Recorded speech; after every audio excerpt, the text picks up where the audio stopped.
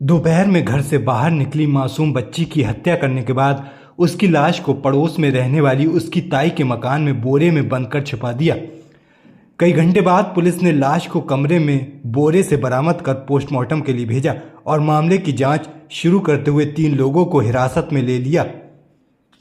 इज्जतनगर थाना क्षेत्र के गांव शिकारपुर निवासी राजू की 4 वर्षीय बेटी मिष्ठी की लाश शनिवार शाम को उसके पास में ही रहने वाली उसकी ताई सावित्री पत्नी स्वर्गीय राधेश्याम के कमरे में एक बोरे में बंद पाई गई।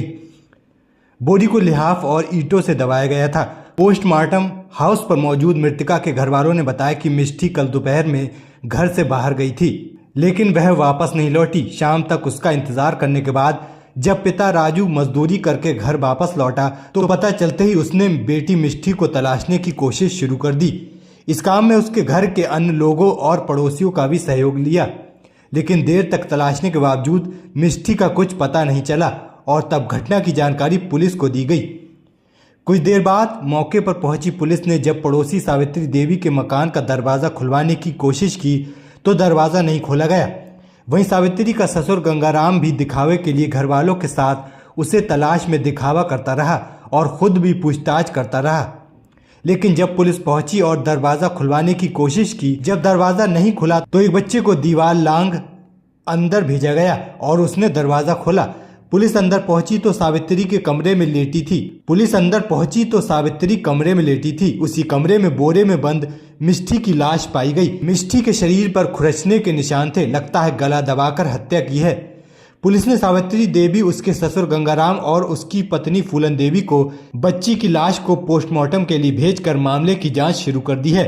मृतका 3 भाई बहनों में सबसे छोटी थी। उसकी मां का नाम पूजा है। आज रात्रि लगभग 9:30 बजे थाना इज्जतनगर अंतर्गत शिकारपुर चौधरी गांव में एक सूचना मिली थी कि श्री राजू पुत्र श्री श्याम बिहारी, इनकी 4 वर्षीय बच्ची जो घर से गायब है, वो खेलने निकली थी और मिली नहीं। उसके बाद तत्काल थाना प्रभारी को जब सूचना मिली थाने पे, उनके द्वारा 3 टीमें गठित करते हुए बच्ची को खोजना शुरू किया। लगभग 2 घंटे बाद बगल के ही घर में, जो जिससे इनके घर की बाउंड्री सटी हुई है, उस घर से बच्ची की डेड बॉडी मिली है। तत्काल उसको मोर्चरी भेजा गया है। परिजनों से वार्ता की गई है। मौके से जिसके घर में डेड बॉडी मिली है वो महिला सावित्री, जिसकी उम्र लगभग 45 वर्ष है, इसको हिरासत में लिया गया है। परिजनों के द्वारा एक गंगाराम नाम के व्यक्ति, जिसका घर भी इनके घर से सटा हुआ है, उसके ऊपर भी शक जाहिर किया गया है। इसको भी हिरासत में लिया गया है। इनसे एक अलग टीम पूछताछ कर रही है। मौका मुआयना मेरे द्वारा किया गया। फील्ड यूनिट के द्वारा भी साक्ष्य संकलन किया जा रहा है, फोटोग्राफी की जा रही है।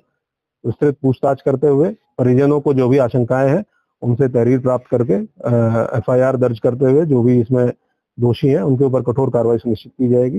घटनास्थल निरीक्षण से ये ज्ञात हुआ है कि जो सावित्री महिला है, ये सब एक ही परिवार के लोग हैं, एक्सटेंडेड परिवार के लोग हैं, और ये अकेली थी उस टाइम घर पे जब बॉडी पुलिस के द्वारा इसके घर से रिकवर की गई है।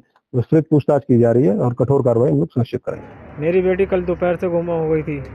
दोपहर में जब मैं आया काम पे से, तब मैंने देखा, ढूंढता रहा, शाम तक ढूंढा।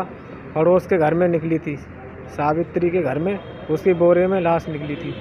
किस चीज़ से दबा रखी थी? कैसे? गर्दन उसने पता नहीं रॉड से दबाई थी या फिर गड़से से, पता नहीं, गर्दन दबी हुई थी उसकी। हाँ, गर्दन दबा के हत्या करी।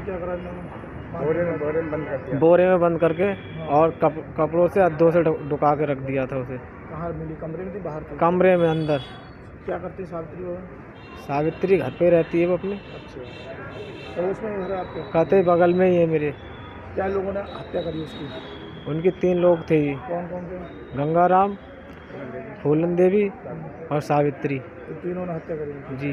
कोई कारण पता लगा? क्यों कारण करा? कोई कारण पता नहीं चला है अभी सर। तांत्रिक विद्या तो ऐसा नहीं लग रहा है। हाँ, तांत्रिक का ही लग रहा है मुझे तो, ऐसा ही कुछ। उसके गले पे बहुत खुराचे हैंगी, गले पे है, कानों पे है, नाक पे भी है, गले पे तो सबसे ज़्यादा है। खुरचा हुआ गला ऐसा लग रहा है किसी चीज़ से दबाया है।